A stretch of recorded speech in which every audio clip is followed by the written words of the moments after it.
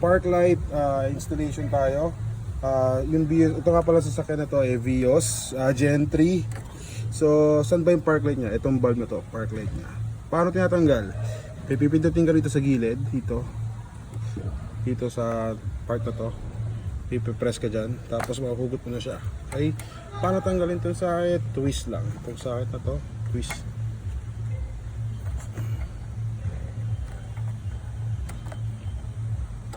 Yun, natin nyo, ayun siya, susugutin natin.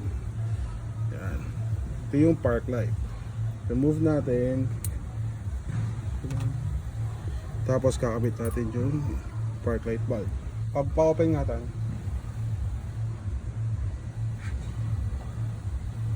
So testingin natin. Yan, ito kasi tawag na polarity. So hindi siya umilaw, ikot ko lang siya, twist,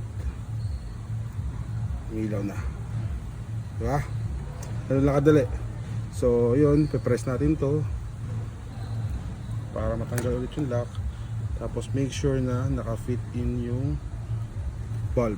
Tapos lalagay mo lang sa butas. Hanapin mo lang yung parang lock niya.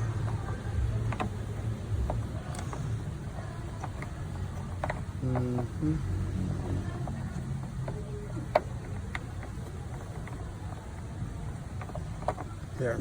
Tapos lock mo lang. Yan. Tapos kabit mo na yung socket. Okay na. Sample na. Parklight lang yan, walang ilaw na iba. So murang-mura lang yan. Ito lang sa Titan LED lights.